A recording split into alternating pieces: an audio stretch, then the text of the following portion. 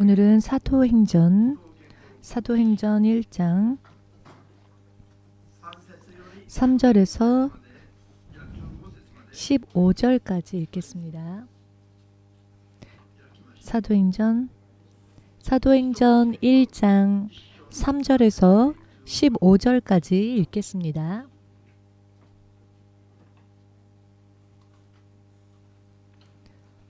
신약성경 사도행전 1장 3절로부터 15절까지입니다. 소리 내어서 함께 읽겠습니다. 해 받으신 후에 또한 저희에게 확실한 많은 증거로 친히 사심을 나타내사 40일 동안 저희에게 보이시며 하나님 나라의 일을 말씀하시니라.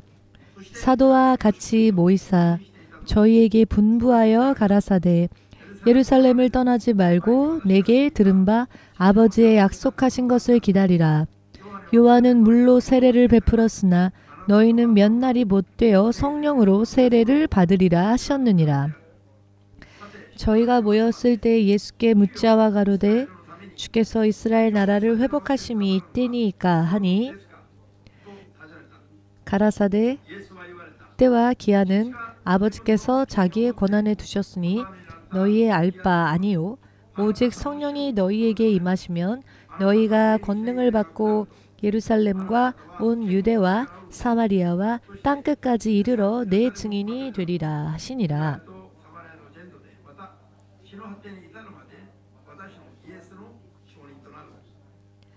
이 말씀을 마치시고 저희 보는 데서 올리워 가시니 구름이 저를 가리워 보이지 않게 하더라.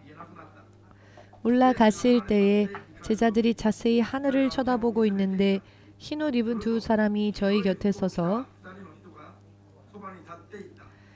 가로되 갈릴리 사람들아 어찌하여 서서 하늘을 쳐다보느냐. 너희 가운데로 하늘로 올리우신 이 예수는 하늘로 가심을 본 그대로 오시리라 하였느니라. 제자들이 감람원이라는 산으로부터 예루살렘에 돌아오니 이 산은 예루살렘에서 가까워 안식일에 가기 알맞은 길이라. 들어와 저희 유하는 다락에 올라가니 베드로, 요한, 야고보, 안드레와 빌립, 도마와 바돌로메, 마테와 및 알페오의 아들 야고보, 셀로린 시몬 야고보와 아들 유다가 다 거기 있어 여자들과 예수의 모친 마리아와 예수의 아우들로 더불어 마음을 같이하여 저녁 기도에 힘쓰니라. 모인 무리의 수가 한 120명이나 되더라. 그때 베드로가 그 형제 가운데 일어서서 가로되 아멘. 기도하겠습니다. 지금도 살아 역사하시는 주 되신 하나님, 오늘도 주 예수께서 온 인류를 대속하시고 죄에서 건지시기 위하여 십자가를 지시고 미리 약속하여 주신 말씀대로 3일 후 아침 일찍 부활하시고 제자들이 모인 곳에 찾아와 주셨던 부활주 예수 그리스도의 날, 이 날은 바로 부활하신 주님의 날입니다. 또한 이 주님의 날은 부활하신 예수님, 우리의 구세주가 되신 예수님과 바른 관계를 맺고 예수님을 향한 바른 믿음을 주님께 보이며 또한 예수께서 우리들에게 가르쳐 주시는 하나님의 말씀, 하나님의 뜻을 믿음으로 받아 들은 대로, 말씀을 들은 대로 예수님과 더불어 함께 사는 삶을 살기 위하여 이 예배에 이렇게 모여왔사오니 이 예배가 주의 자녀들의 운명을 영원토록 온전하고 견고한 믿음으로 세워놓는 예배 될 수 있도록 오늘도 주의 진리의 성령으로 한 사람 한 사람을 붙잡아 주시옵소서. 마지막까지 주의 성령으로 주님의 자녀로서 승리하며 살 수 있도록 한 사람 한 사람을 도와주시옵소서. 주 예수 그리스도 이름으로 기도하옵나이다. 아멘. 할렐루야. 오늘은 다음 주가 무슨 날인지 여러분 아십니까? 다음 주.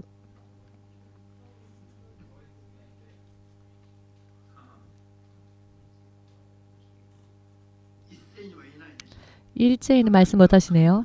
한 명이 이야기하면은 컨닝하고 금세 귀동냥하고 나서는 나중에 같이 얼버무리면서 이야기를 하시는 분들도 계십니다만은 다음 주는 창립 기념 예배, 창립 기념 예배를 드릴 것입니다. 주님께서 어제 제가 주께 기도드릴 때에 다음 주가 어떠한 날인지 기억하느냐? 네, 기억하고 있습니다. 자, 기억하고 다음 주가 무슨 날인지를 기억하는 것만으로는 의미가 없다. 더? 자, 왜냐하면은 다음 주가 창립 기념 23주년이죠.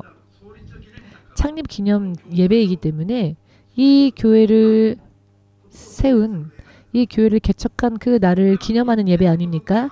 그러니 다시 원점으로 돌아가서 생각하지 않으면은 아무리 창립 기념 예배를 드려도 형식뿐인 예배로는 의미가 없다는 것을 주님이 말씀해 주셨습니다. 자, 여러분, 다음 주가 창립 기념 예배라면은 이 교회를 하나님께서 처음 이 땅에 세우라고 명하셨을 때 이 교회가 무엇을 위하여 이 땅에 세워지게 되었는지 그 뜻을 다시 한번 생각해 보고 본격적으로 그와 같은 교회, 주께서 명하신 대로의 사명을 감당하는 교회가 되기 위해서는 그저 기념 예배라는 것을 기억하고 기념 예배를 형식적으로 드리는 것만으로는 안 됩니다. 주님께서 그와 같은 감동을 또 주셨습니다. 그러니 주님께서 여러분들도 그 말씀 믿으신다면 주님께 영광 돌리시고요.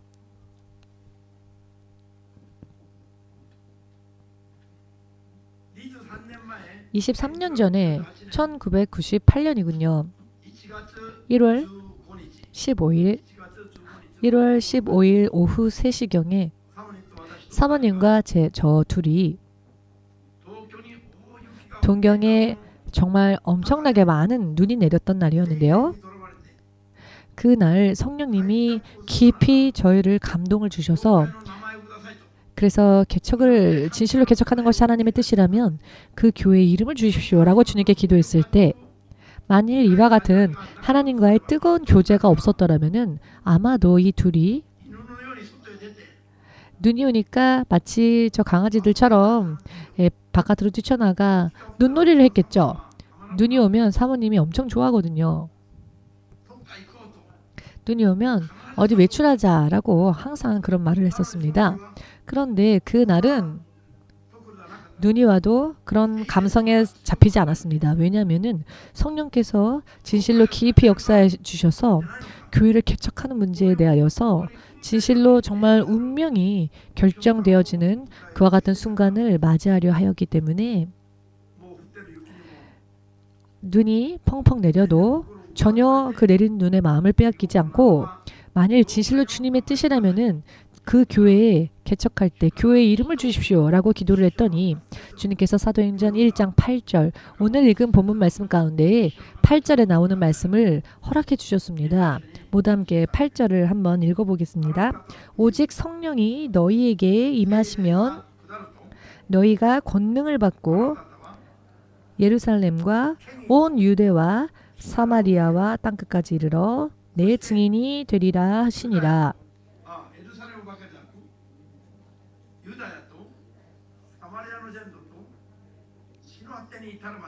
땅 끝까지 이르러 내 증인이 되리라. 내 증인이라고 하는 이 말씀에서 이것은 예수님의 증인을 뜻하는 것이죠. 예수께서 하늘로 올리우시기 전에 약 500여 명이 모인 그곳에서 주께서 남기신 말씀이십니다. 이 말씀을 주께서 주셨습니다. 이 말씀을 읽는 동안에 교회의 이름까지 교회의 사명까지 동시에 마음속에 깊이 감동을 받았습니다. 그렇구나. 교회를 개척하면 그 교회는 땅끝까지 예수님의 증인이 되는 교회, 땅끝까지 예수님의 이름을 선교하는 교회. 그래서 땅끝 선교교회, 교회의 이름은 땅끝 선교교회. 그리고 동시에 그 이름이 주어짐과 동시에 땅끝까지 예수님의 이름을 증거하는 증인이 되는 것. 이것이 교회의 당연한 사명이 아니겠습니까? 그래서 이 땅에 세워질 교회의 사명과 이름까지 함께 주님께서 주셨습니다. 이 말씀을 받았던 때에 둘이 순간 마음이 하나가 되어서 마음이 일심되어서 마음이 진실로 굳건해지고 이대로 주님 순종하겠습니다 라고 하는, 그리고 또 확신까지 깊이 주어졌습니다. 확신에 넘치고 이 말씀이 얼마나 아름답게 들리는지 말로 표현할 수 없습니다. 정말 모든 자들이 해야 할 사명이 이 한 문장에 전부 다 마치 엑기스와 같이 함축되어 있지 않습니까? 그런 성구, 그런 구절이니까요. 할렐루야. 음미하면 음미할수록 이것은 정말 엑기스와 같이 불가사의한 힘을 우리들에게 허락해 주시는 정말 멋진 약속이었습니다. 그 날부터 마음이 지금까지 계속 꺼지지 않는 불이 있어서 이 사명의 길을 주께서 우리에게 보여주신 그 사명의 길을 지금까지 걸어왔습니다. 지금까지 걸어왔는데요. 그런데 지금까지는 흐름부터 말씀을 드린다면은 영적 싸움을 기본적으로 하지 않으면은 이 문이 길이 열리지 않죠. 이 닫혀 있는 선교의 문이 먼저 열려줘야 하기 때문에 지금까지 23년 동안은 닫힌 선교의 문을 열기 위한 나날들이었습니다. 그런데 이 길갈 성전에 들어오고 난 뒤에 이 선교의 문을 닫혀있던 선교의 문을 열기 위한 영적인 싸움이 일단락되어지고 지금까지 승리하여 왔기 때문에 앞으로는 더 본격적으로 예루살렘 그리고 땅끝에 이르기까지 이 땅에 오신 예수님, 그 어느 다른 누군가의 증인이 아닌 오직 예수님의 증인이 되어서 본격적으로 주의 이름을 전해야 할 그 문이 열릴 것입니다. 다음 주 예배 드리는 것만으로 되는 이야기가 아닙니다. 창립 기념 예배를 드리는 것으로 끝나는 게 아닙니다. 이 창립 기념 예배를 드리기 일주일 전인 지금이라도 다시 원점으로 돌아가서 하나님이 우리를 부르신 이유와 이 교회가 무슨 사명을 감당해야 하는지, 우리가 어떻게 사명을 감당해야 나아가야 할지를 정말 뜨겁게 상고하고 생각해야 합니다. 그것은 무엇보다도 중요하다고 주님께서 말씀해 주셨습니다.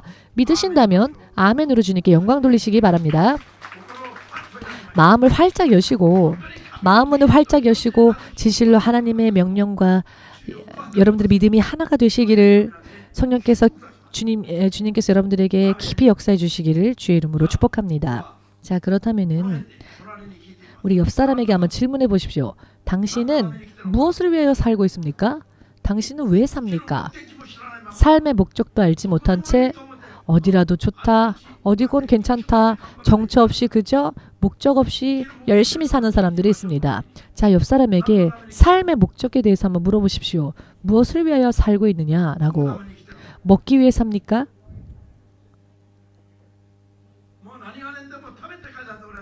무슨 일이 있건 일단은 먹고 살아야지. 사람이 일단은 먹고 살아야지. 가장 중요한 즐거움이 또 먹는 즐거움이다, 이렇게 생각하십니까?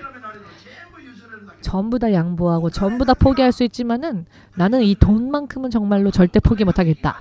먼저 돈 버는 게 인생에 사는 즐거움이지 라고 하는 분 계십니까? 혹시? 옆으로 고개를 흔드시는 분은 자, 삶의 목적이 무엇입니까? 아끼라 형제에게 물어보겠습니다. 삶의 목적이 무엇입니까? 돈벌이 혹은 먹기 위해서 무엇이 목적입니까? 네, 교회에 온 지 얼마 안 된 분이니까 질문하면 대답하기 어려울 수 있습니다. 여러분, 여러 많은 대답들이 나왔습니까? 혹시 삶의 목적이 예수님을 증거하기 위해서 내가 사는 이유는 예수님의 이름을 전하기 위해서이다 라고 대답한 사람이 한 명이라도 있으면 손들어 보십시오. 없으십니까? 옆 사람은 다 다른 대답을 내놓았습니까? 여러분 스스로는 어떻게 생각하십니까? 어떻게 대답하셨습니까? 여러분들의 삶의 목적은 무엇입니까? 영어로 이야기해서 모르겠습니다. 할렐루야.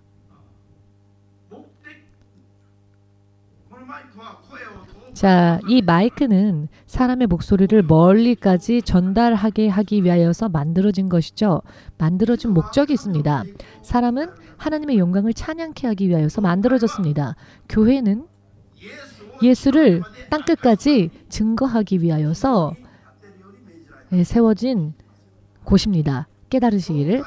교회라고 말하면서도 예수님의 증인이 되려고는 하지 않는, 먼저 우선적으로 예수님을 전하는 일을 하지 않는다면은 그 교회는 교회로서의 목적을 상실한 교회라 할 수 있습니다. 목적을 잃어버린 경우에는 지어진 의미가 없어지게 되죠. 그렇게 되면 폐기되어집니다. 폐기물이 되지요.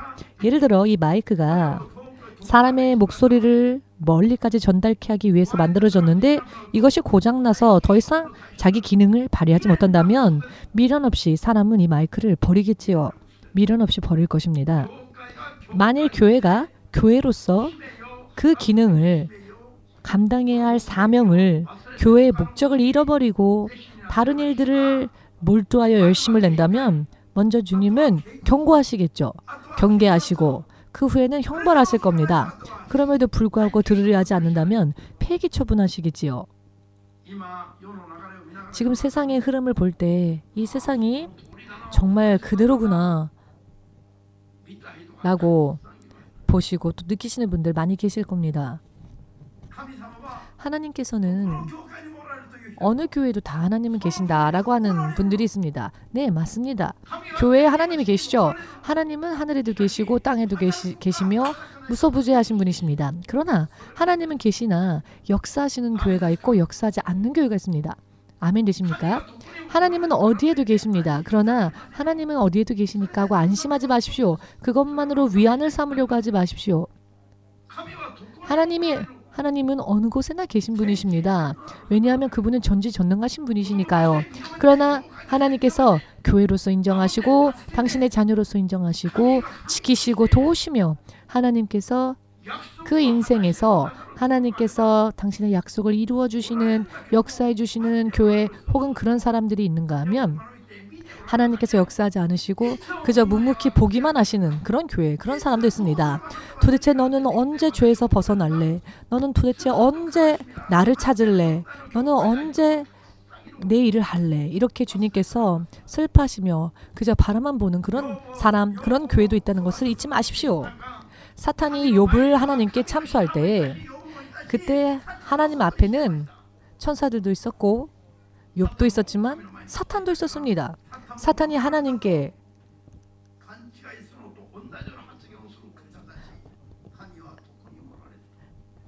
하나님 앞에 있었죠.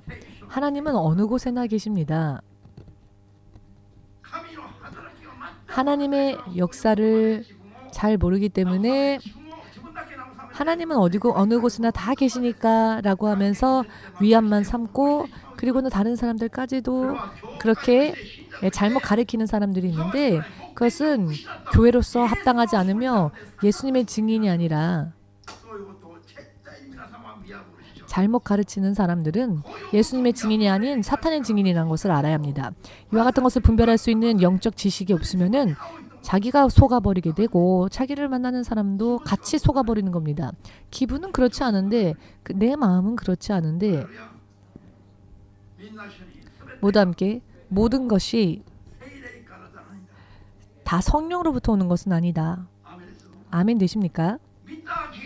내가 봤어, 내가 들었어, 내가 느꼈어 라고 해서 그게 다 주의 성령으로부터 온 것은 아닙니다. 성령의 음성을 순종하는 자는 오늘 성경의 말씀 읽은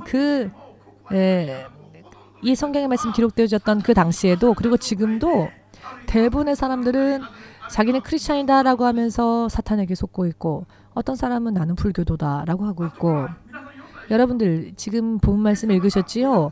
예수님께서 500여 명이 모여있는 곳에서 마지막으로 말씀을 주셨는데 그 예수님의 말씀을 끝까지 따른 자는 120여 명뿐이었습니다. 380여 명의 자들은 돌아간 겁니다. 집으로. 그렇다면 결국 듣지 않은 것과 다를 바 없습니다. 예수님이 예루살렘을 떠나지 말고 기도하라, 구하라 라고 하셨는데 그대로 순종하려 하지 않고 흘려버리는 겁니다. 왜 이런 일이 벌어지는 것일까요? 믿음으로 받는 힘이 없기 때문입니다. 내가 보았다. 내가 들었다. 여러분, 내가 보았으니까 들었으니까 그게 중요한 게 아닙니다. 내가 보았다. 내가 들었다. 그래서 그게 다 유익인 게 아니라 내가 보고 들었을 때 그 안에서 성령의 음성을 찾지 않으면은 잘 분별하여서 배제해야 할 것은 배제하고 내가 순종해야 하는 하나님의 성령의 음성만큼은 확실하게 분별하여서 그 성령의 음성을 온전히 쫓지 않으면은 모든 것이 다 허용되어져 있으나 모든 것이 다 유익하진 않다는 것을 알아야 합니다. 기본적으로 크리스찬이다라고 말하는 사람이라면, 우리는 교회다라고 하는 사람이라면 사실 살면 살수록 더 강건해져야 하지 않겠습니까? 그것은 하나님이 주신 약속이니까요. 그런데 실제는 어떻습니까? 20년 전의 사람, 30년 전의 사람, 20년 전의 교회, 30년 전의 교회가 지금도 동일하게 열심히 일하고 있습니까? 그렇지 않죠. 세상에도 예를 들어서 회사를 창업했다 합시다. 그런데 도산하고 파산하는 사람들도 많이 나오죠. 그런데 실제로 교회는 사실 파산해서는 안 될 곳이죠. 실패해서는 안 될 곳입니다. 왜냐하면 교회의 경영자는 하나님이시기 때문입니다. 교회는 그 교회에 목회자가 있다 할지라도 그 목회자도 하나님의 일꾼일 뿐입니다. 경영자가 아니죠. 교회의 경영자는 만군의 하나님, 세상을 지으신 하나님, 그리고 성령께서 교회의 머리 되시며 교회의 경영자이십니다. 그런데 성령께서 패하실 일이 있겠습니까? 성령께서 파산하십니까? 그럴 일 없지요. 그렇지 않습니까? 성령님은 패하시지도 않으시며 침륜에 빠지는 일도 없는 분이십니다. 예수님은 말씀은 이런 말씀에 이런 말씀이 있죠. 손에 낫을 쥔 자는 뒤를 돌아보지 말라 하셨습니다. 그렇게 말씀하신 분이, 그렇게 침륜에 빠져서 안 된다라고 하신 분이 당신께서 침륜에 빠지는 일이 있겠습니까? 그렇지 않죠. 성령은 오직 승리만 하시는 분이라는 것을 믿으신다면 아멘으로 주님 앞에 영광을 돌리시기 바랍니다. 올해에는 믿음의 결과를 내야 합니다. 결과를. 자, 어떠한 결과? 우리가 하나님의 교회로서의 결과를 내야 합니다. 내가 이렇게 열심히 했다라는 결과가 아니라 주의 성령께서 우리와 얼마나 역사해 주셨는가, 그것을 간증으로써, 예수님을 순종한 간증으로써 보란듯이 결과를 보이고, 실패자, 어두운 곳에서 흑암 속에 있는 자에게 빛을 비춰주고, 길을 잃은 자에게 길을 보여주고, 이렇게 결과를 내는 그런 교회가 되어야 합니다. 그렇지 않고서야 교회라고 말하면 안 됩니다. 왜냐하면은 어느 한 개인의 회사가 아니니까요. 교회는 예수께서 보혈을 흘리시고 세우신 곳이기 때문에 예수께서 교회의 경영자이시며 예수께서 왕이시니까 그것을 확실하게 드러내는 결과를 보여야 합니다. 그렇지 않다면 너무 부끄럽지 않습니까? 너무 부끄럽지 않습니까? 부끄러운 일로 끝나는 게 아니라 너무나도 슬픈 일입니다. 하나님의 이름을 부르면서도 하나님과 교제하지 못한다면 얼마나 슬픈 일입니까? 친구에게, 혹은 부인, 혹은 남편, 혹은 자녀, 혹은 부모님에게, 혹은 누군가에게 무시당하고 취급받지 못한다면 이것보다 더 슬픈 일이 있겠습니까? 존재가 인정되어지지 않으면 취급을 해주지 않지요. 취급을 해준다라고 하는 것은 내 존재를 인정해준다라고 하는 것입니다. 교회가 하나님께서 인정을 하신다면 하나님께서 우리를 상대해 주십니다. 그리고 하나님께서 교회에 책임을 져주시고, 하나님께서 교회의 경영자로서 역사하시며, 그렇게 되면 교회가 실패가 있을 리가 없습니다. 왜냐하면 실패라는 것 자체가 주님 안에는 없는 말이기 때문입니다. 우주 전체가 움직일 때는 그림자가 있죠. 저 태양이 아무리 밝아도, 태양은요, 여름의 태양과 가을의 태양은 그 태양 볕이 틀립니다. 겨울의 태양도 그렇죠. 점점 어두워지고 여름에서 겨울로 갈 때 그 열기와 그 빛의 밝기도 틀립니다. 저렇게까지 밝은 태양, 태양의 빛조차도 움직일 때에는 그림자가 있습니다. 그러나 우리가 믿는 예수님은 회전하시는 그림자조차 없는 분이십니다. 우주 전체가 회전할 때 움직이는 그림자, 그런 그림자조차 없으신 분이십니다. 어둠이라는 것 자체가 존재하지 않으시는 분이십니다. 믿으십니까? 하나님으로부터 멀리 떨어진 곳, 하나님으로부터 멀리 떨어진 자, 하나님으로부터 멀리 떨어진 부분만큼은 흑암이 존재하며 어두움이 있다는 것을 인정하십시오. 그렇다면 우리는 각성을 일으켜야 합니다. 내가 10년 믿었다. 내가 20년 믿었다. 그런데 교회에 와서 1년, 3년, 5년 시간이 지났는데 제가 예전에 이런 설교를 한 적이 있죠. 우리 교회에 와서 1년, 2년, 3년이나 지났는데 자기가 납득할 수 있을 만한 결과가 없다면 우리 교회 오지 말라고. 어차피 이 자리에 모였다 할지라도 본인이 내가 이렇게 응답이 있었다. 내가 이렇게 믿음의 결과가 있었다라고 하는 납득될 만한 믿음의 결과가 없다면 여기 올 이유가 없죠. 설교 10분 만에 끝내는 곳에 가면 됩니다. 아무것도 예를 들어 금식하지 않아도 기도하지 않아도 목사님의 얼굴 언제나 웃는 얼굴만은 아니죠. 자, 그렇다면은 그런 곳 가면 됩니다. 많이 안 하고 금식 많이 안 하고 항상 웃는 목사님대로 가면 됩니다. 그러나 여기에 왔다면 우리 교회에 왔다면 1년이 지나고 3년이 지났을 때 정말 내 운명이 바뀌었다라고 그리고 그 결과로서 만족하고 하나님 할렐루야 감사합니다. 이와 같은 결과를 내지 않는 한 올 이유가 있겠습니까? 왜냐하면은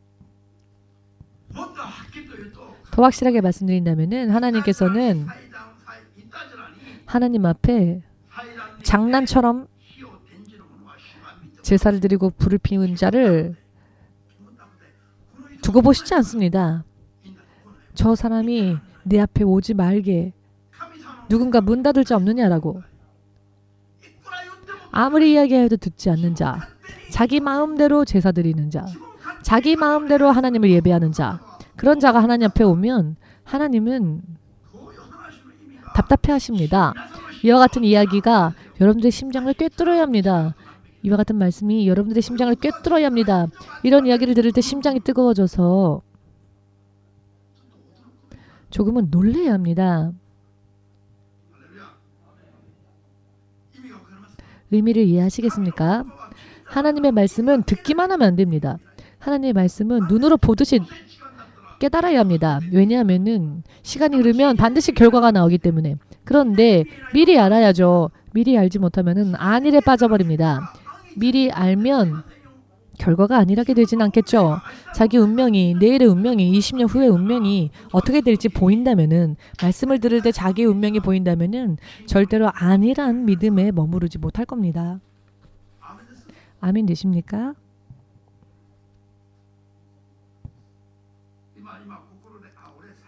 지금 난 교회 여기 와서 3년 지났는데 아무런 결과가 없으니까 그냥 그만둬야 되겠다라고 하지 마십시오. 예를 들자면이라는 말입니다.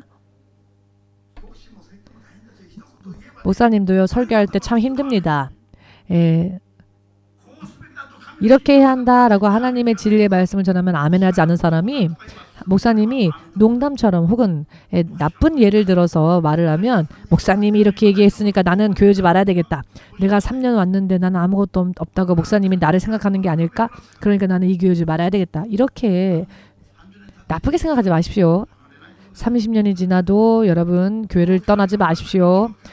지금까지 결과가 없었다 할지라도 지금부터 열심히 하면 되니까요.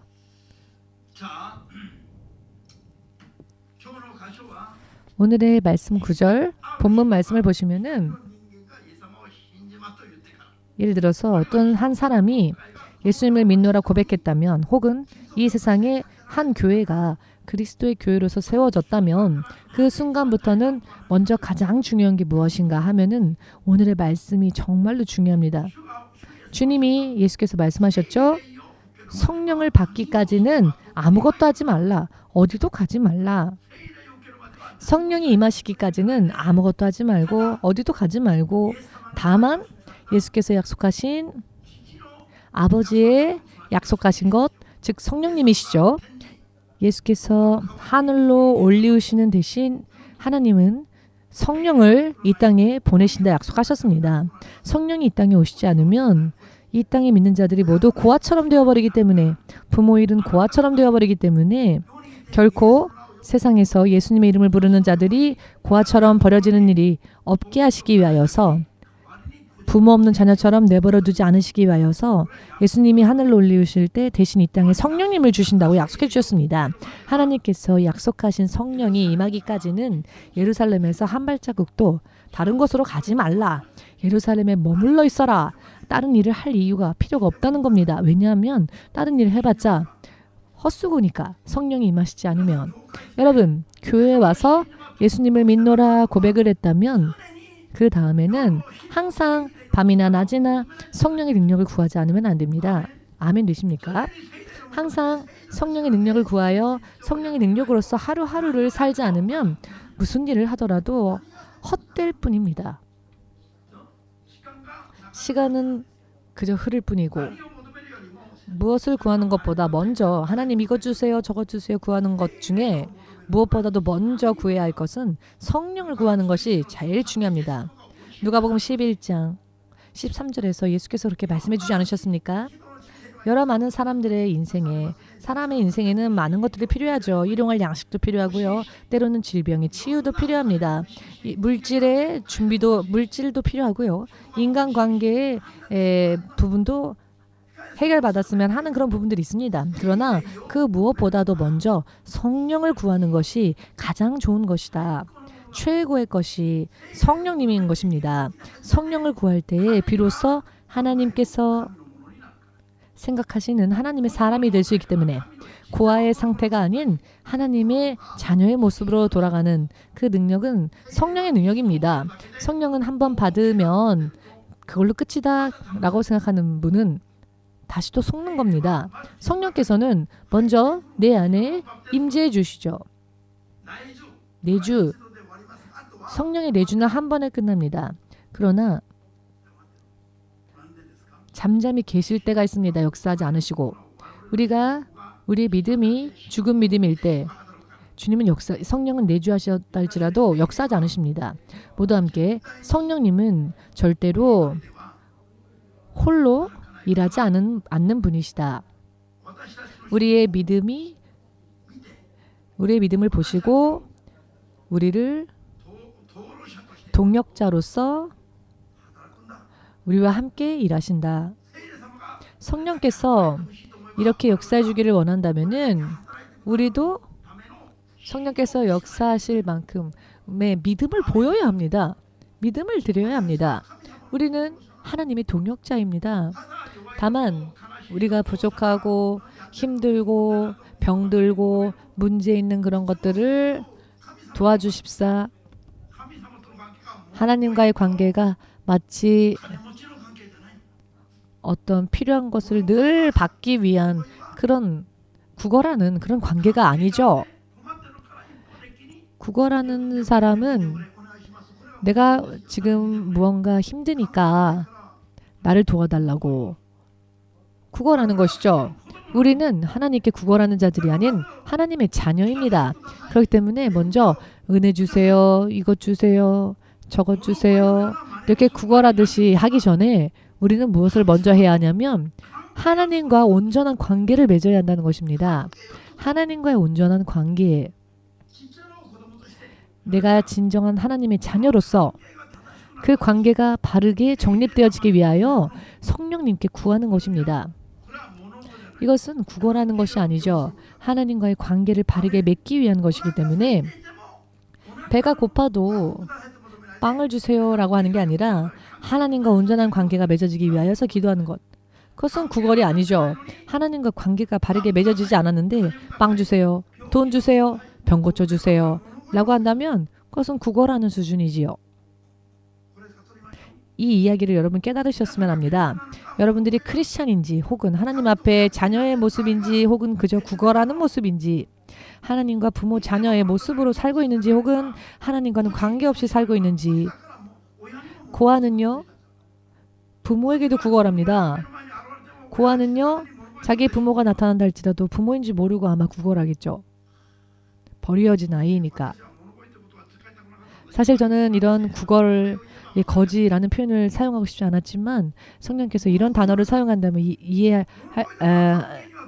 이해가 여러분들의 이해가 빠르지 않을까 하여 감동을 주셔서 이 말을 사용하였는데요.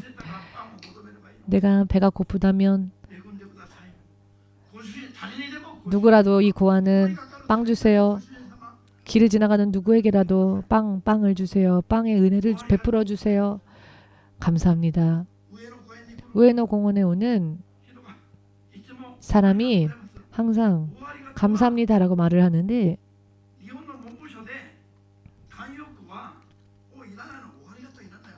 그 일본 말에는요. 수식어가 있는데요. 아리가또 고자이마스라는 말은 감사합니다라는 뜻인데 이 감사합니다라는 말 앞에는 오라고 하는 관용어를 넣지 않습니다. 이것은 문부성에서 이미 그렇게 정해진 그런 이야기인데요. 그렇기 때문에 아리가또라고 말을 할 때는 오자를 붙이지 않습니다. 그런데 일본에서 전쟁이 끝나고 난 뒤에 구걸하는 자들이 아리가또 고자이마스 앞에 오를 붙였습니다. 그래서 오 아리가또 고자이마스 이런 잘못된 말을 사용하는 일본인들이 있었는데요. 이 사람이 우에노 공원의 전도 집회에 와서는 음식을 배식받고 난 다음에는 오 아리가또 이렇게 이야기를 합니다. 그래서 그 말을 하지 못하게 하려고 그건 구걸하는 말이니까 그러니까 오 곤방와라고 곤방와 앞에 오를 붙입니다. 그렇게 이야기하면 이 사람 말 잘못하네라고 그 사람도 깨닫지 않겠습니까? 그래서 일부러 저도 잘못된 틀린 말을 합니다. 그러면서 오를 붙일 필요가 없다. 그냥 감사합니다라고 말하면 됩니다라고. 그런데 아무리 이야기를 해도 그 사람이 그걸 이해해주지 못하니까 저도 곤니찌와에 오를 붙이고 그러면 곤니찌와에 왜 오를 붙이지? 라고 말합니다. 그러면 거봐 이상하지? 아리가또에도 오를 붙이면 이상해. 이렇게 가르쳐줍니다. 무슨 이야기인지 이해되시죠? 왜 오 아리가또라고 말을 할까요? 자기랑 관계없는 사람이 무언가를 베풀어 주니까 그렇게 얼굴도 들지 못하고 그렇게 자기를 낮추어서 고맙다라고 말하죠. 그런데 크리스찬들이 왜 하나님 앞에 그렇게 되었을까요? 성령으로서 온전한 하나님과 자녀의 관계를 맺어지지 못했기 때문에 내가 곤란할 때에만 나를 좀 베풀어 주세요. 나를 좀 베풀어 주세요. 이렇게 되어버리는 겁니다. 드리고자 하는 말씀은 하나님과 온전한 관계를 맺는다면은 그 이후에는 담대하게 성령으로 인해 하나님을 아버지라 부르면서 하나님의 자녀로서 우리 아버지, 나의 주님은 예수님이시다. 나의 아버지는 하나님이시다. 나의 주 예수는 그리스도이시다. 당신도 믿고 구원을 받으십시오. 이렇게 담대해져야죠. 이해가 되시는지요? 아버지 집에 가면서 누군가가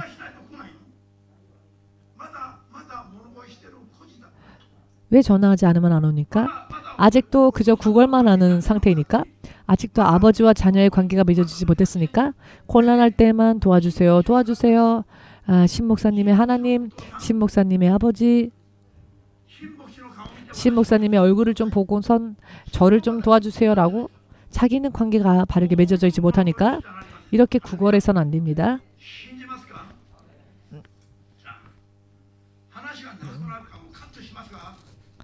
자, 이야기가 지금 길어지기 때문에 다시 본론으로 돌아가자면 여러분 오늘 본론의 말씀을 보면 성령을 의하지 않고서는 그 어느 누구도 예수께서 주님이라고 증거할 수 있는 증인이 되지를 못합니다. 왜냐하면은 오직 예수님의 영만이 예수님을 아시기 때문입니다. 여러분도 저도 어떠한 신들도 어떠한 영적인 존재들도 성령이 역사해주지 않으시면 예수님이 이 땅에 오신 하나님이시라는 것을 확실하게 말을 할 수 없습니다. 한 번은 말할 수 있을지 모르지만 바뀌고 변질되어 버립니다. 또한 머리의 지식으로는 그것을 갖고 있기 때문에 지식만으로 괜찮다고 생각합니다. 성령으로 사는 사람은 예수께서 주님이라는 것을 말하고 싶어서 못 견디지요. 저 사람은 중이니까 말하지 말자. 그게 아니라 중이라도 말을 하고 싶고 일터에 가서도 자기가 크리스찬이라는 것을 숨기고 사람들이 내가 크리스찬인 걸 알면 내 형편이 이상해질까봐 내 입장이 곤란해질까봐 사람들 앞에서 크리스찬이라고 말하지 않는 사람들은 성령과 함께하지 못하는 사람입니다. 그러나 성령과 함께 있는 사람들은 두려움이 없습니다. 내가 크리스찬이라고 말하고 예수님을 전했으니 해고당하더라도 상관없다. 왜냐하면 성령께서 나를 지켜주실 것이기 때문에. 이렇게 아멘 되십니까? 교회를 개척할 때 성령님으로부터 이와 같은 말씀을 듣고 제가 어떤 분에게 상담을 했습니다. 그랬더니 그분이 말씀하시길 돈은 있느냐? 도와줄 사람은 있느냐? 그런데 아무것도 없습니다. 그랬더니 아무런 준비가 되어 있지 못하지 않습니까? 돈도 없고 도와줄 사람도 없으니 준비가 개척할 수 있는 준비가 되어 있지 못하지 않습니까? 라는 이야기를 들었을 때 제가 그런 준비는 되어 있지 못하지만 주의 성령의 음성을 순종할 수 있는 준비는 되었습니다. 라고 말했습니다. 그랬더니 그 상담을 같이 해주었던 분이 그렇지만 춥지 않느냐라고 성령을 순종할 수 있는 믿음이 준비되어졌다라고 고백했는데 춥지 않습니까? 라고 말합니다. 그 말의 뜻은 돈이 없으니까 도와줄 사람이 없으니까 춥다라고 하는 표현이었습니다. 저는 왜 춥다고 하지? 성령을 순종하는 믿음이 있다면 그것이 최고 아닙니까? 그런데 그렇지만 춥지 않습니까? 라고 그러니 봄이 될 때까지 기다립시다. 라는 기다리세요. 라고 하는 분이 있었습니다. 추위가 지나가고 따뜻한 봄이 올 때까지 기다리면 어떻겠느냐? 그 이야기는 도와줄 사람이 생기고 물질적인 준비가 되어지면 그게 따뜻한 봄이니까 그때까지 기다렸다가 교회 개척하라는 이야기죠. 만약에 제가 주의 성령을 순종하여 교회를 개척하려고 하는데 도와줄 자가 없고 돈도 없으니까 도와줄 자와 돈이 생길 때까지 기다리고 개척해라 라는 그 조언에 제가 만일 순종했다면 이 교회가 지금 있을까요? 없을까요? 이 교회 연합 그리고 찬양팀도 신학교도 노숙자 선교도 없을 겁니다. 다만 저는 사모님은 어느 한 교회의 장로나 권사가 되어서 뒤에 앉아 자리만 차지하고 있었겠지요. 무슨 의미인지 이해가 되십니까? 그런데 도와줄 사람 없어도 극단적으로 다른 사람들이 반대하여도 성령께서는 계속 누가 이 흐르는 요단강에 발을 내디딜 것인가? 성령의 음성이 계속 울리니까 다른 사람들이 비웃어도 사실은 비웃었습니다. 사람들이 비웃었습니다. 교회를 개척하려면 이런 조건들이 있어야 되는데 어떻게 하려고 그러냐 하고 비웃었습니다. 굉장히 기분은 나빴죠. 그러나 기분이 나빴지만은 성령께서는 제 가슴 속에서 계속 누가 이 흐르는 요단강에 발을 내디딜 것인가. 이 음성이 들려올 때마다 가슴이 뜨거워져서 기분 나빴던 것도 금세 사라지고 누가 비웃건 말건 성령을 쫓아가겠습니다. 우리가 성령 쫓아가겠습니다. 라고 했더니 성령께서는 더 기뻐해 주셨고 전 재산이 2만행밖에 없는데 교회를 개척한다 하여도 전혀 걱정이 없는 겁니다. 왜냐하면은 하라 하신 분이 경영자가 하나님이시니까 하라 하신 분을 쫓아가서 하면 그 책임은 주께서 져주지 않으시겠습니까? 그래서 도와줄 사람이 있건 없건 돈이 있건 없건은 제가 걱정할 게 아니었습니다. 다만 저는 예수님을 순종하여 주님이 하나님이시다, 구원주이시다라는 것을 간증하면 되는 겁니다. 그렇게 지금까지 왔죠. 단 하루도 제 마음대로 제 뜻대로 어딘가를 놀러 간 적이 없습니다. 제 마음대로 제 멋대로 제 뜻대로 계획을 세우지 않습니다. 단 하루라도 어딜 가야 할 때 먼저 기도합니다. 기도해서 하나님으로부터 오케이 사인이 올 때 혹은 하나님이 노라고 하실 때가 있습니다. 그것을 확인하지 않는 한 아무것도 안 합니다. 단 하루라도 지금까지 23년 동안 단 하루도 하나님께 여쭈어보지 않고 내 생각대로 한 적이 한 번도 없습니다. 그 결과 어떻게 되었느냐? 제가 하나님의 노예가 되었습니까? 아닙니다. 더욱더 행복하게, 더욱더 강건하게, 더욱더 희망에 넘치며 더욱더 건강하게 23년 전에는 자주 감기도 걸렸고요. 자주 목이 쉬었습니다. 그러나 지금은 그런 것도 없습니다. 가장 제 육신 중에 약했던 부분이 목이었습니다. 여름에도 목감기 걸렸는데요. 지금은 전혀 그런 게 없습니다. 왜 이렇게 되었을까요? 그 이유는 하나님의 약속은 처음은 내 시작은 미약하다 할지라도 내 나중은 심히 창대해질 것이다 라는 약속이시니까요. 이것이 하나님의 약속이시니까요. 아이가 작게 태어나도 걱정할 필요 없습니다. 기도하면 정상적으로 자랍니다. 아이가 태어나지 않아도 좋습니다. 기도하면 아이를 잉태하게 됩니다. 아이를 잉태케 해주신 분은 그 아이가 잘 태어나도록 지켜주지 않으시겠습니까? 잉태케 하신 분은 출산도 책임져 주십니다. 믿으십니까? 한번 크리스찬으로 출발했다면, 한번 교회라고 간판을 걸었다면은 마지막까지 가면 갈수록 더 강건해져야 합니다. 믿고 싶지 않으십니까? 아멘을 못 하시네요.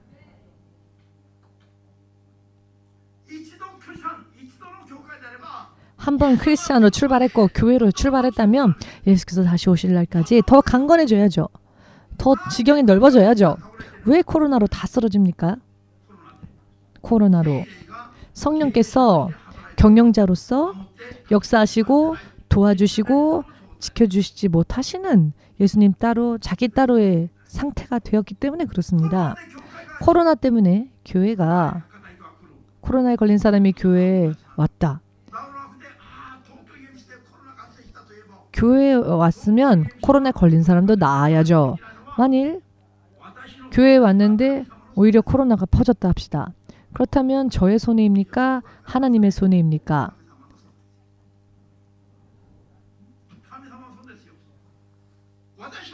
저는 이 교회를 지킬 수 없죠. 그러나 이 교회는 예수님이 지키십니다. 성령께서 지키십니다. 성령께서 지켜주시는데 코로나 걸렸다면은 문을 닫아야죠. 우리는 성령보다 더 강하지 못하니까요. 아멘 되십니까? 성령보다 더 강하지 않기 때문에 만약 성령께서 교회를 지키지 않으신다면 교회 문 닫아야죠. 우리는 하나님보다 낫지 못하니까요. 그러나 성령께서는 세상을 이기신 예수님의 영이십니다. 그렇기 때문에 세상에 지지 않으십니다. 아멘 되십니까? 성령으로 끝까지 가지 않으면은 40년, 50년 된 교회도 어느 날 갑자기 쓰러지는 겁니다. 성령을 의지하지 않으면 그렇게 됩니다. 성령을 의지하지 못하면 마귀를 결코 이길 수 없습니다. 어느 날 아침 가룟 유다가 예수님을 가룟 유다가 처음부터 배신했습니까? 예수님이 십자가에 못 박히신 그때 예수님을 배신했습니까? 예수께서 십자가에 못 박히시기 24시간도 채 되기 전에 예수께서 십자가에 못 박히셨던 시간과 가룟 유다가 예수님을 배신한 시간은 24시간 하루 아니었습니다. 3년 반가량 예수님의 측근으로 있었던 사람입니다. 예수님의 측근으로 있었던 사람이 마지막 순간에 예수님을 배신했습니다. 의미가 보이지 않으면은 이거 안 됩니다. 성령을 의지하지 않으면은 사람은 순간에 믿음이 성장할 때는 이렇게 성장합니다. 왜냐하면 육신이 방해하니까요. 성장할 때는 이렇게 성장하는데 믿음이 떨어질 때는 직각으로 떨어집니다. 수직으로 떨어집니다. 그런 일도 있습니다. 아멘 되십니까? 이 세상은 언제 무슨 일이 생길지 알 수 없습니다. 주님께서 말씀하셨죠. 올해에는 영혼의 추수가 시작될 것이다 라고 몇 번이나 말씀하셨습니다. 올해가 되어 메시지가 계속 연결되어져 있죠. 왜입니까? 주님께서 경영하시고 주님께서 인도하시고 주께서 경영하시기 때문에 주의 성령이 인도하시기 때문에 연이어서 설교의 흐름이 연결되어져 있지요. 다음 주가 그냥 오고 또 다음 주가 그냥 오고 그러면 그것만으로는 의미가 없습니다. 기념 예배를 형식적으로 드리는 것만으로는 의미가 없습니다. 이 교회가 세워지고 우리가 주의 사람으로 부름받은 그 사명을 그대로 목적을 감당하지 않는다면 그저 형식적인 것은 의미가 없습니다. 예수님께서 감람산에서 제자들에게 예루살렘을 떠나지 말고 성령을 받을 때까지 기도하라. 구하라. 성령이 너희 위에 임하시면 그때 너희가 능력과 권세를 받고 예루살렘과 유다와 사마리아까지 그리고 땅끝까지 나아가서 나의 증인이 될 것이다 라고 말씀하셨죠. 500명가량이 들었습니다. 그런데 그 중에 120명가량은 금식하며 기도했지요. 이것을 깨닫게 해주시고 그대로 하라고 하시는데 그때에는 교회를 그때는 아직 그리스도의 교회가 세상에 없었던 때였죠. 예수님을 믿는 자들은 있었지만 아직 교회는 없었습니다. 예수님을 믿는 자들은 있었지만 크리스찬은 없었습니다. 왜냐하면 아직 성령님이 오지 않으셨으니까요. 개개인에게 성령님이 임하시기 전까지는 12제자, 70제자, 500명 제자 그 위에 사람들이 예수님을 주님이라고 시인하고 인정한 사람들이 꽤 있었죠. 그러나 그들을 크리스찬이라고 주님이 인정하지 않으셨습니다. 왜냐하면 성령을 아직 받지 못했기 때문에 언제 또 어떻게 바뀔지 입술로는 주님이시다라고 말하여도 그 육신은 세상을 향해 달려가니까 크리스찬이라 할 수 없죠. 하나님께서 인정하시는 크리스찬의 모습이 아니었지요. 아멘 되십니까?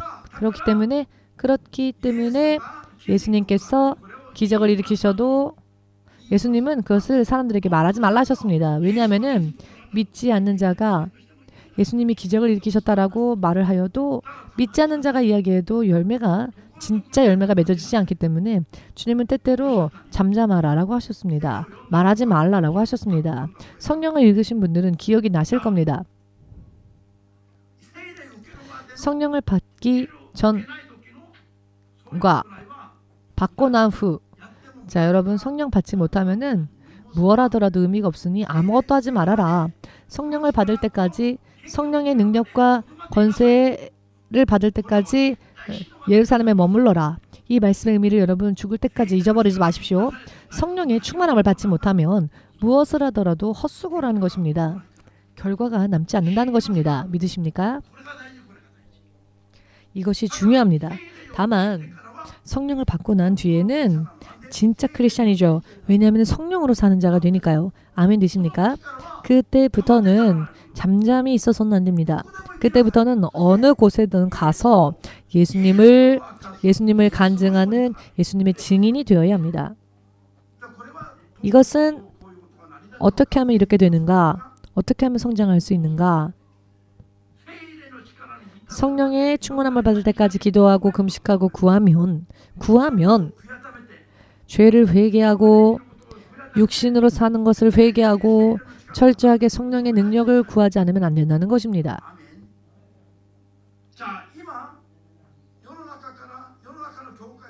지금 이 세상에 교회 20년 전에는 있었는데 지금은 없는 게 있습니다. 무엇이 없어졌느냐? 기도원이 없어지고 철학기도가 시간이 없어지고 그 대신 연구실은 늘어났고 세미나는 늘어났습니다. 실제로 성령을 구하여 그 능력을 말로만이 아니라 실제로 구하는 기도원, 기도회, 기도 모임, 이와 같은 예배 등등은 점점 없어져 버렸습니다. 그래서 성령은 구하지 않고 인간의 지혜로 연구하여 모양만 가지고 있죠. 모양만 가지고 있기 때문에 하나님의 성령이 경영하는 교회가 아닌 사람의 지적인 수준에 머물러 있는 종교적인 레벨로 내려가 버렸죠. 그래서 코로나가 무서우니까 집에 숨어 있고 성경은 하나님 앞에 모이기를 패하지 말라 하셨는데 모이지를 못하죠. 그렇기 때문에 교회가 하나님의 수준을 세상에, 하나님의 그 능력을, 권세를 세상에 드러내지 못합니다. 인간적인 지식과 인간적인 상식으로 납득이 되면 하고 믿지 않는 자처럼 똑같이 살고, 여기에서 제일 중요한 게 무엇이냐?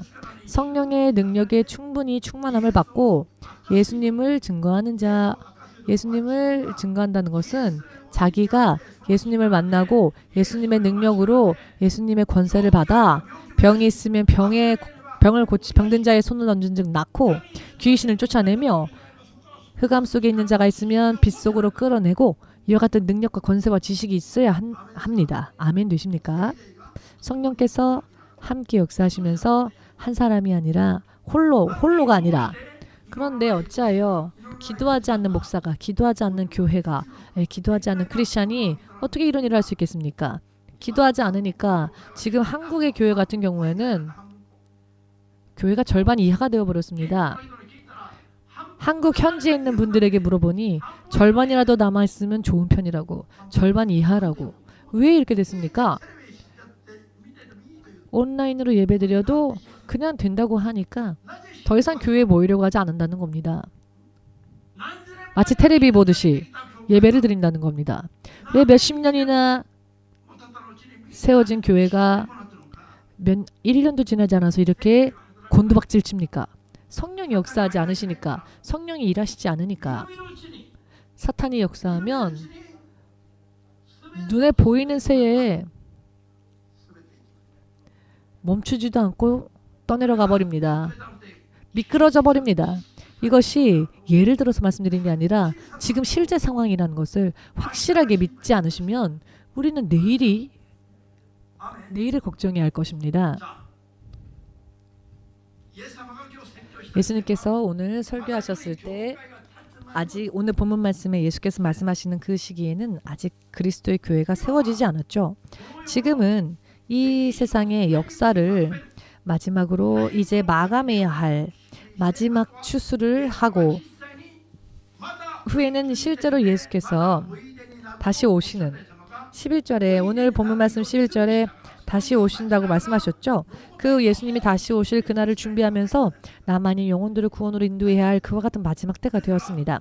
그렇기 때문에 성령의 역사도 2000년 전보다 지금이 더 강하게 일어나야 하는데요. 성령의 역사를 밤낮으로 구하는 항상 기도하고 금식하여 영적 싸움하는 사람들이 지금은 많지 않습니다. 이것은 비극도 아닌 참극입니다. 비극적이고 참극적인 이야기입니다.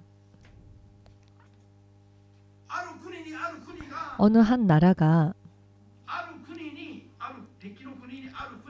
나라에게 공격을 당하여서 마치 살육당한 그와 같은 상황인 게 오늘날의 교회 상황이라는 것을 눈에 보이지 않는다 할지라도 믿으시고 이제 성령의 능력으로 다시 깨우고 세우기를 원하신다면 주님께 영광 돌리시고 다시 오신다 하셨던 예수께서 정말 이제 공중으로 임하실 그때가 정말 가까이 왔습니다. 우리가 아직 움직일 수 있을 때, 우리가 아직 기도할 수 있을 때 이 마지막 영혼의 추수를 잘 감당하여서 예수께서 다시 오실 날 유유자적이 맞이할 수 있어야 합니다. 담대하게, 당당하게 그 날을 맞이할 수 있는 그와 같은 교회, 그와 같은 크리스천이 되기 위해서는 오늘의 말씀을 왜 교회가 이 세상에 존재하는지 예수님을 간증하기 위해서, 증거하기 위해서라는 이 목적을 잊어서는 안 된다는 것. 예수님은 어떤 분이십니까? 이 땅에 오신 하나님이십니다. 이 땅에 오신 하나님을 증거해야 할 교회가 어찌하여 코로나가 무서워서 죽는 게 무서워서 두려운 것 투성이 몇십만 명이나 모이는 교회에 목사님이 예배를 드리지 않으니까 꿈속에서 제가 그 목사님에게 하나님께서 이것을 꾸짖으신다라는 말씀을 전하니 마지막엔 변명을 하는 모습을 보여주셨는데 하나님께서는 보시는데 제가 그분에게 죽는 게 두렵습니까? 라고 말하니 침통한 모습으로 더 이상 구실을 변명을 이야기하지 않았습니다. 왜냐하면 들통이 난 거니까요. 주님은 이렇게 보고 계십니다. 주께서 여러분들의 창자를 꿰뚫어 보시며 여러분들의 창자까지 꿰뚫어 보십니다. 일본 사람들은 창자에 폐부에 사람의 영혼이 깃들어져 있다고 말하기 때문에 성경을 번역한 걸 보면은 페브를 창자라고 번역을 해 놓았는데요. 일본 성경을 보면 하나님을 창자까지 꿰뚫어 보신다라고 일본 성경에는 번역이 되어 있습니다. 이렇게 하나님은 페브를 꿰뚫어 보시는 분이시다.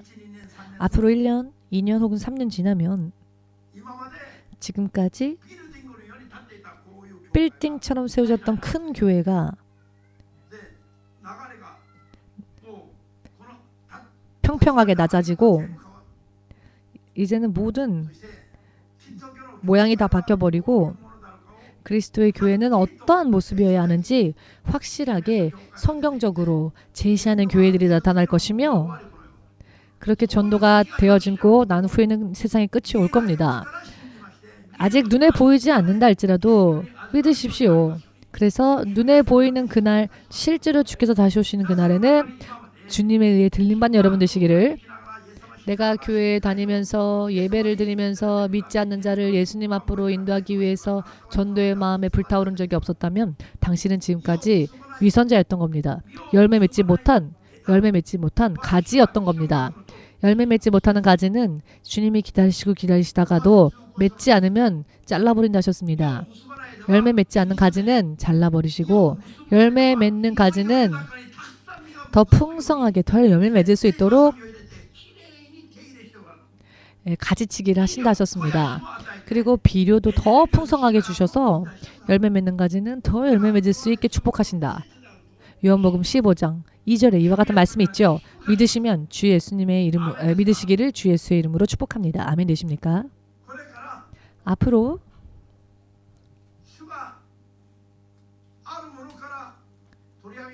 주께서 있는 자의 것을 뺏으시고 없는 자는 더 없어지고 있는 자는 더 많이 받을 것입니다. 그래서 주님 넘치나이다. 차고 넘치나이다. 주여 차고 넘치나이다.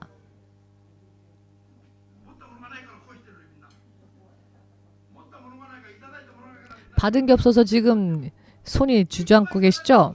많이 받으면 이렇게 손이 올라옵니다. 너무 많이 넣으니까. 앞으로 힘도 자존심도 명예도 권력도 건강도 다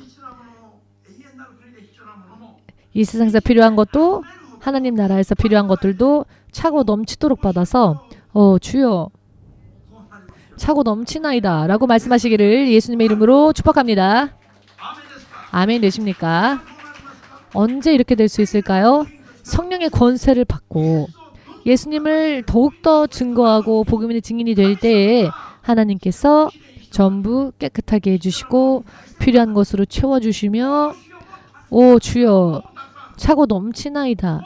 이미 족하나이다. 라고 아니다. 더 줄 것이다. 앞으로 더 줄 것이다. 그러니 그릇을 더 크게 하라. 여러분들은 사람들이 많이 구원받는 게 좋습니까? 혹은 적당하게 구원받으면 나머지는 상관없습니까? 예수님이 오실 때까지 한 명이라도 더 많이 구원하지 않으면 구원으로 인도하지 않으면 안 됩니다. 마지막에 구원받아야 될 그 사람이 나라면 혹은 내 가족이라면 여러분은 그냥 포기할 겁니까?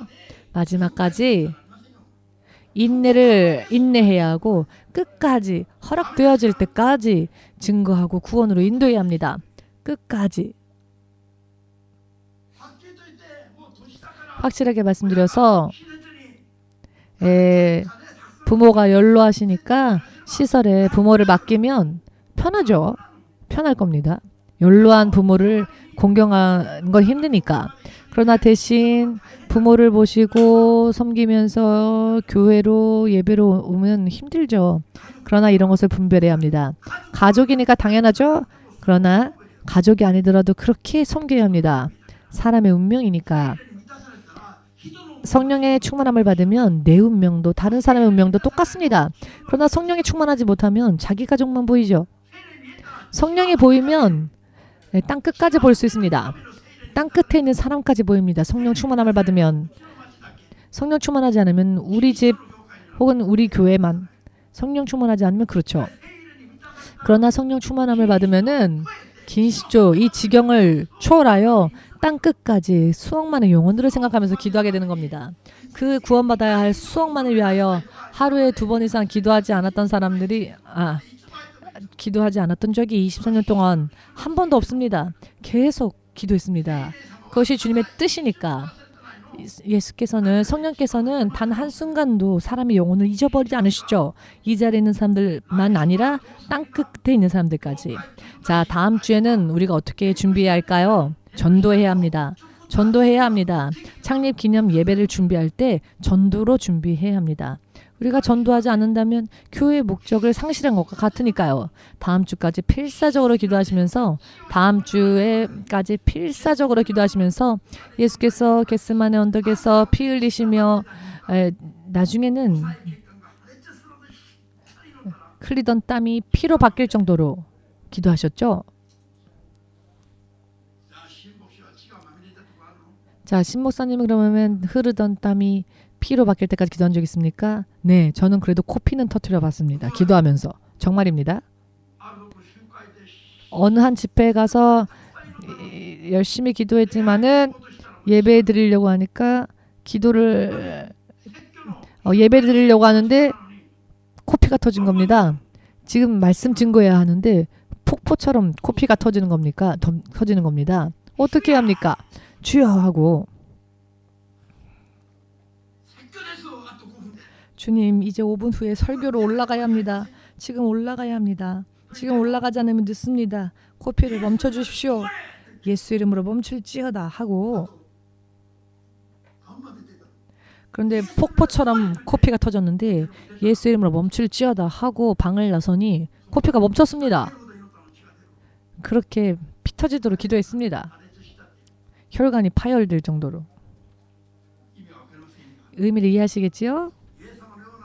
예수님처럼 겟세마네의 기도와 같은 그런 기도는 아니지만 열심히 기도했더니 코피가 터진 적은 있습니다, 여러분. 성령으로서 끝까지 여러분 오늘부터